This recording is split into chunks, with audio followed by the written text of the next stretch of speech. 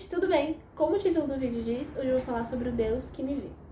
E a passagem que eu vou falar está em Gênesis 16. Eu acho que algumas pessoas já conhecem, mas eu vou explicar um pouquinho sobre o que fala essa passagem. É a história de Agar e de Ismael. Agar tem um filho de Abraão, Ismael, e Agar ainda está grávida. Então a Sara estava maltratando muito a Agar, então a Agar acaba fugindo.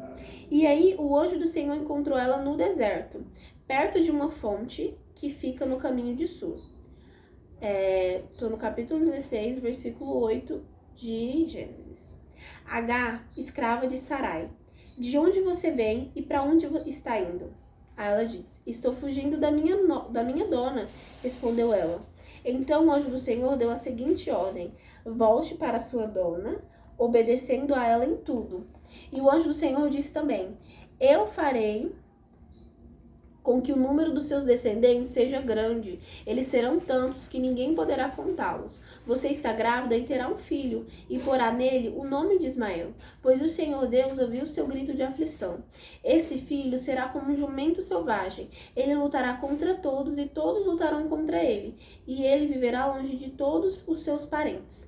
Então Agar deu ao Senhor este nome, o Deus que me vê. Isso porque ele havia falado com ela e ela havia perguntado a si mesma, será verdade que eu vi aquele que me vê? É por isso que esse poço que fica entre Cabes e Bered é chamado de poço daquele que me vê. Então eu acho muito interessante isso, porque nesse contexto, Agar é uma escrava egípcia, né? Uma simples escrava que não tem palavra, né? Ela não tem o que dizer. Então, o que Sara manda ela fazer, ela vai acabar fazendo. Só que aí, como ela fica grávida e Sara não conseguia, ela acaba sendo muito humilhada por Sara e ela acaba fugindo. E eu acho que isso traz uma analogia até para nossa própria vida. Muitas vezes na nossa própria vida a gente é subjugado, a gente é desprezado, a gente é até mesmo humilhado em algumas situações.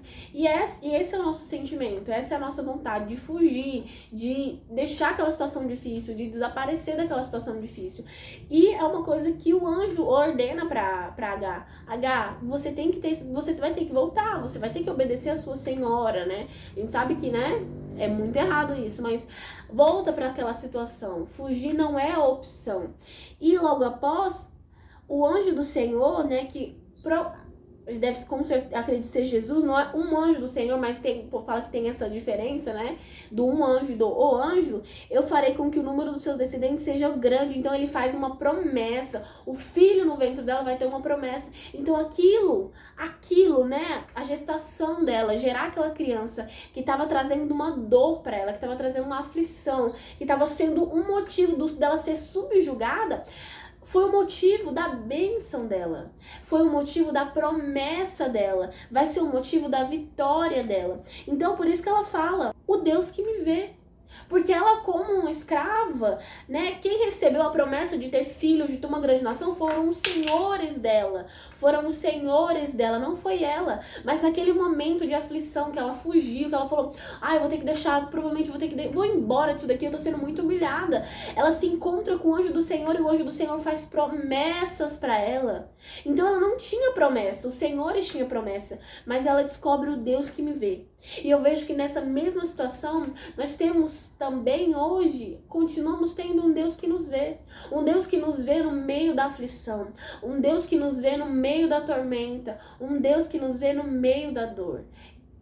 Aquele que me vê. O Deus que me vê. Deus é o Deus que te vê no oculto, quando você tá perturbado, quando você tá aflito, quando você tá entristecido, ou até quando você tá feliz também, ou até quando você tá alegre, até quando você tá em paz. Ele é o Deus que te vê, Ele é o Deus que te sonda. Nas suas necessidades, Ele é o Deus que te sonda. Naquilo que você quer, naquilo que você precisa, Ele te sonda e Ele te vê. Por isso ela nomeia como o poço daquele que me vê. Da mesma maneira, muitas vezes a gente está em situações da nossa vida que a gente acredita, que a gente pensa que a gente não está sendo visto para Deus.